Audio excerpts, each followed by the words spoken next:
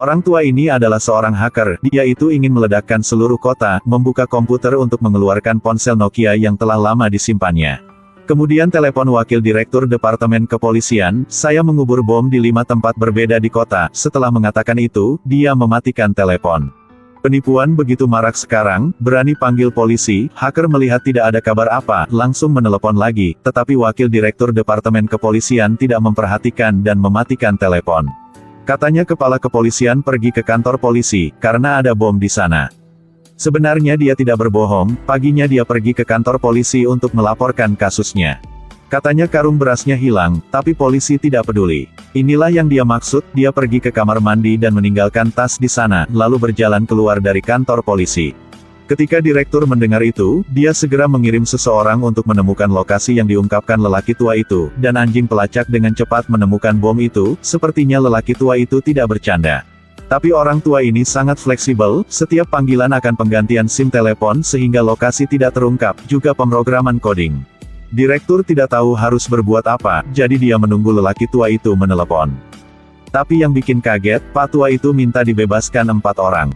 Dan keempatnya adalah teroris, melakukan banyak kejahatan, membunuh banyak orang. Melalui informasi tentang orang-orang yang dibebaskan, tebak di negara mana orang tua itu berada. Adalah pemimpin organisasi teroris atau pengedar senjata. Tetapi orang-orang ini akan dibebaskan dari penjara, sekarang meminta pembebasan lebih awal. Direktur tidak mengerti apa yang ada dalam pikiran orang tua itu. Dan orang tua itu tidak memberikan waktu kepada polisi untuk berpikir, meminta mereka untuk bergegas dan melepaskan 4 orang itu. Bawa ke bandara, jika tidak, seluruh kota akan meledak. Tapi tidak peduli berapa lama mereka bertahan waktu. Mereka juga tidak dapat menemukan lokasinya, sekarang mereka menyadari bahwa ini pasti seorang peretas. Jadi mereka menemukan peretas ahli lain untuk menanganinya, tetapi orang tua itu segera mengikuti jaringan berita. Dia juga langsung menghubungi reporter. Menyuruhnya pergi ke bandara jam 5 sore, akan ada kabar baik. Reporter mengatakan dia tidak ingin membantu kejahatan. Gadis, kamu terlalu banyak berpikir. Saya memiliki banyak nomor telepon reporter di tangan saya. Jika kamu tidak pergi, orang lain akan pergi, dan reporter itu langsung setuju.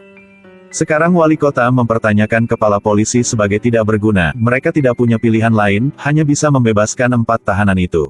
Mereka memilih mobil untuk 2 polisi mengantar 4 tahanan itu ke bandara. 1 tahanan menatap polisi dengan sangat gugup, bermaksud menggoda. Penjahat itu menceritakan sebuah kisah kepada polisi.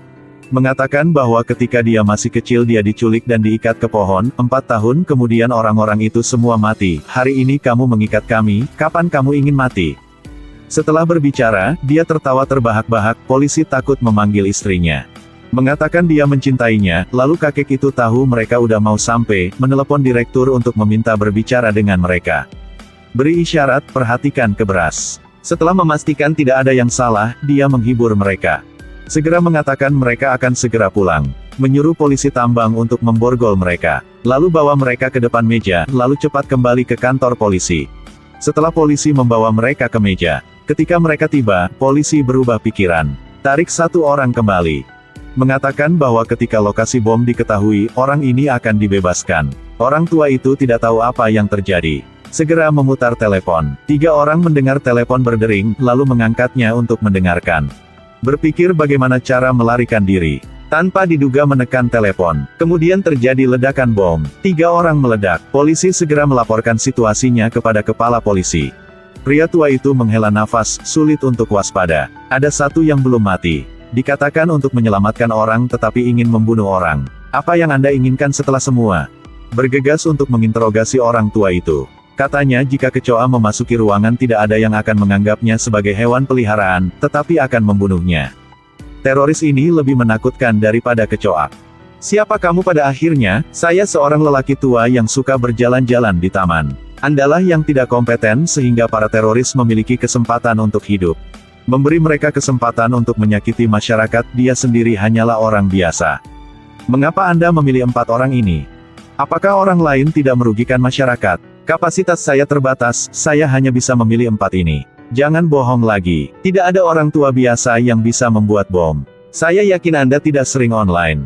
Jika Anda online, Anda dapat menemukan cara untuk membuat bom. Sebenarnya, tapi apa yang dia katakan itu benar, setiap hari dia naik bus bertemu dengan seorang pria malang. Lelaki tua itu terbiasa dengan keberadaan pria ini. Sampai suatu hari pria itu memamerkan cincin di tangannya. Kakek ini mengisyaratkan persetujuannya. Tetapi keesokan harinya, karena bangun terlambat tidak dapat mengejar Bas, ketika dia mendengar berita, Bas sudah meledak. Sejak itu dia tidak pernah melihat anak itu lagi, itulah yang menyebabkan terorisme.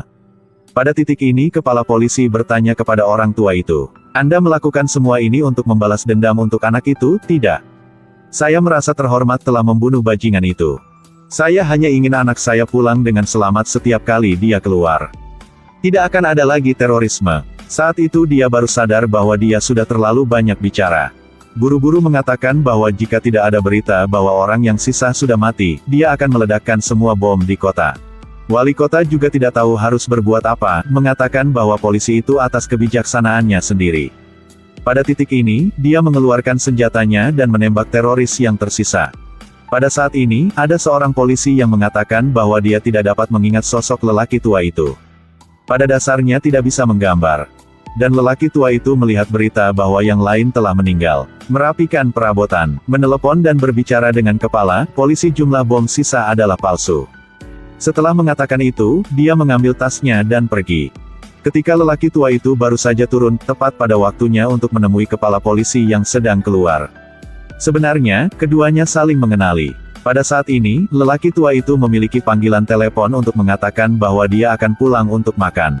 Kepala polisi mengatakan dia ingin antar lelaki tua ini pulang. Tapi lelaki tua itu menolak, bilang rumah dekat tidak jauh dari sini. Kemudian keduanya berjabat tangan. Terakhir, wartawan melaporkan bahwa 4 teroris tewas ketika mereka dibawa ke bandara. Tidak ada yang mengatakan apa-apa tentang peretas tua itu.